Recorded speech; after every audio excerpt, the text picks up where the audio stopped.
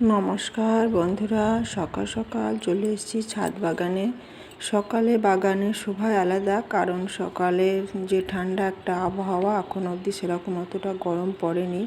আর গাছগুলো এবং টাটকা তাজা সবুজ হয়ে থাকে, এটা ভীষণই ভালো লাগে। তো আমি ছাদে এলাম একটু থানকুনি পাতা তোলার জন্য। এই যে দেখো থানকুনি পাতা, সকালে আমি রোজই একটা 7-8টা করে থানকুনি পাতা রোজ সকালে আমি খেয়ে থাকি, এতে করে পেটের রোগ থেকে সুস্থ থাকি। তো সূর্য এখন কেবলই পূর্ব আকাশে উদয় হয়েছে।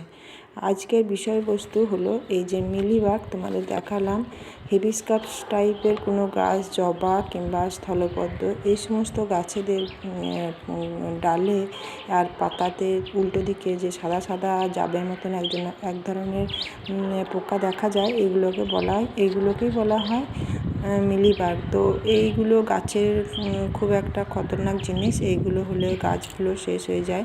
তো তোমরা এইগুলো হলে কিভাবে গাছকে রক্ষা করবে, সেইটাই হলো আজকের আলোচনার বিষয়বস্তু। তো ভিডিওটা সমস্ত দেখতে থাকো আমি কিভাবে কি করি। তো এখানে দেখো আমি নিয়ে নিয়েছি শ্যাম্পু। তোমাদের ব্যবহার করা যে কোনো শ্যাম্পু, কম দামের শ্যাম্পু সেটা সানসিল্ক হোক, ডাব হোক, ক্লিনিক প্লাস হোক, যে কোনো শ্যাম্পু একটু নিয়ে নেবে, অল্প করে, খুব বেশি নেওয়ার দরকার নেই, হাফ পাতা হলেই চলবে। আর তার মধ্যে দিয়ে দেবে হাফ মগ পরিমাণের জল। আর এই জলটা ভালো মতো করে হাতে করে এইভাবে গুলে নেবে।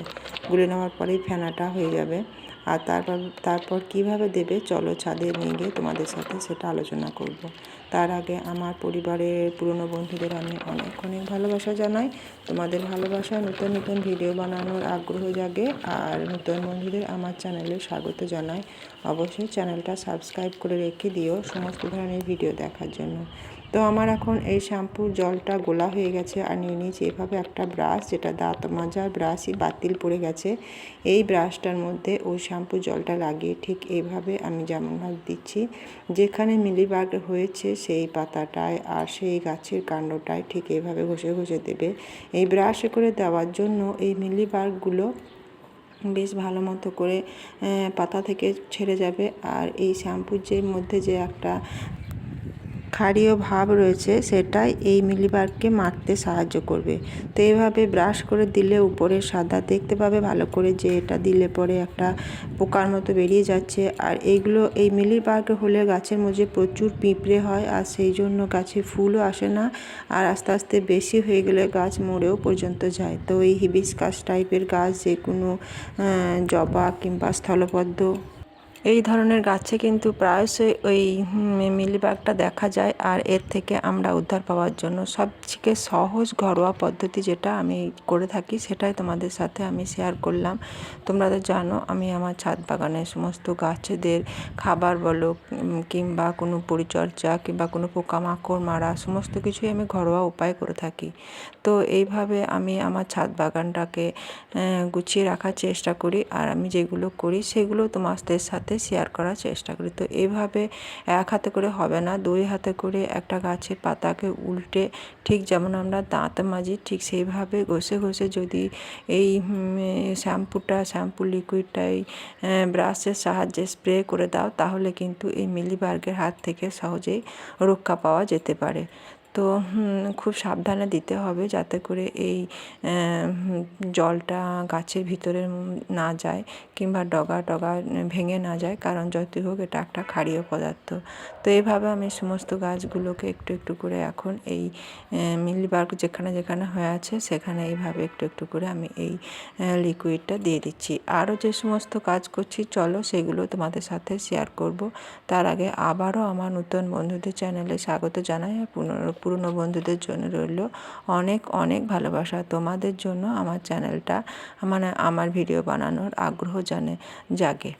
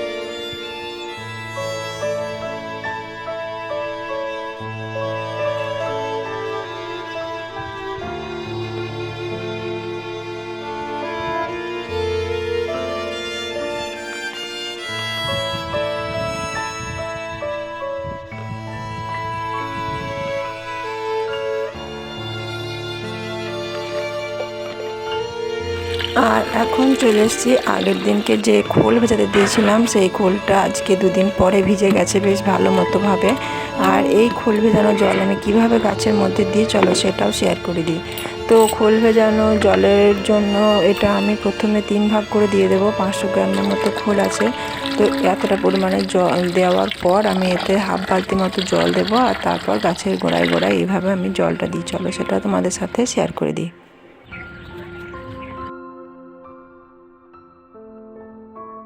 বেশ মিডিয়াম টাইপের একটা এইভাবে এই ঘনত্বের একটা জল আমি নিয়ে নিয়েছি। আর এখন সমস্ত গাছগুলোতে গোড়ার দিকে একটু একটু করে আমি মোটামুটি হাফ গ্লাসের থেকে একটু বেশি করে সমস্ত গাছের গোড়ায় দিয়ে দেবো।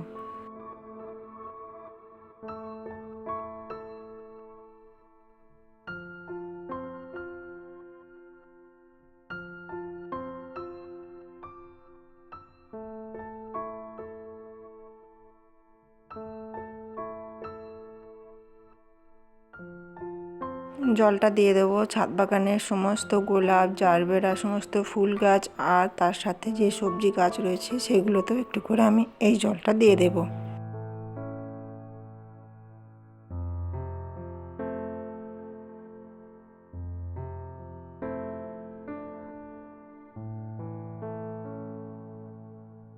তাহলে মোটামুটি আমার 500 খোল থেকে 3 বালতি প্রায় মতো জল লিকুইড করা গেল। এভাবে তোমরাও খোল ভেজানো জল দিলে এভাবে মাপ করেই দেবে। ভেজানোর পরে 3 ভাগে ভাগ করে 3 বালতি জলের মধ্যে লিকুইডটা দেওয়াও সুবিধা হবে, আর গাছেও ঠিকঠাকভাবে খাবার পাবে।